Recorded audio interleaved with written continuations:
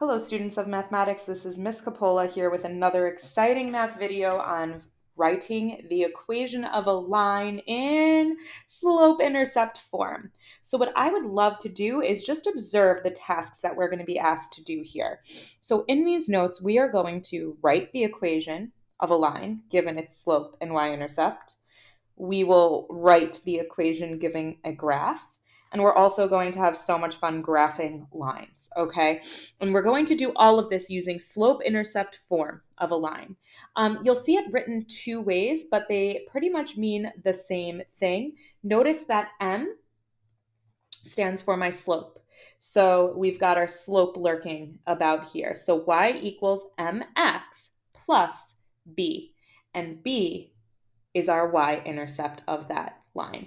It does not matter which form you use. They mean the same thing. Just look at the order, okay? It's just a little different. So here we're going to write the equation given the slope and the y-intercept. So we've got a slope of 3, and we've got a y-intercept of 0, -4. So when we're writing the equations of a line, y equals mx plus b, we got to substitute our slope in for the m. Notice the x stays. So y equals 3x plus b, my y-intercept. I'm going to pick up a nice pretty pink. Okay, so 3x plus -4. All right, let me erase that. And now I'm just going to write it as -4. Okay, super easy. Y equals mx plus b. Slope, y-intercept.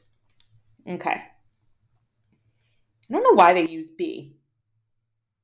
All right, for the next part, we're going to write the equation given a graph. So find the slope-intercept form of the linear equation below. So we want to write y equals mx plus b, or b plus mx. It does not matter the order in which you put these guys, okay?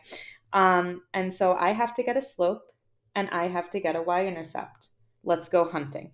Okay, I always go straight for my y-intercept, all right? So on this graph, I see the y-intercept is lurking right there, and that is at 1, 2, 3, 4, 5. So my y-intercept is 5. Now I've got to get that slope. To get slope from a graph, you've done this before, you need to find 2 nice points. I've already got 1 nice point selected, and I'm going to select this point, okay?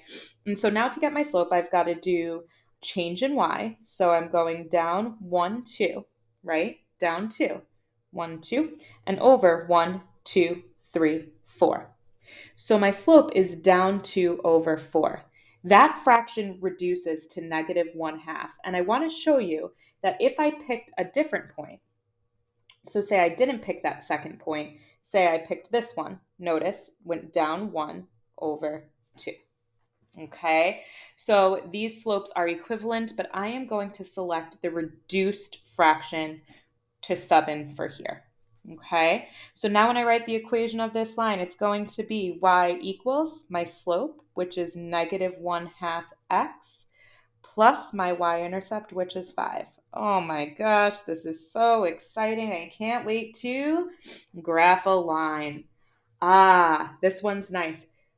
If you notice, this guy is written in an interesting order. So I'm curious what you think the slope is and what the y-intercept is.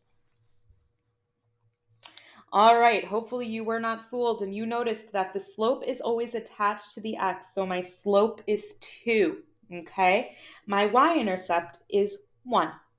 And they have tasked me to graph this guy. So again, when you're graphing lines, always plot your y-intercept first. It's a nice starting point. And now I have to start with my slope moving around. Now notice my slope is 2.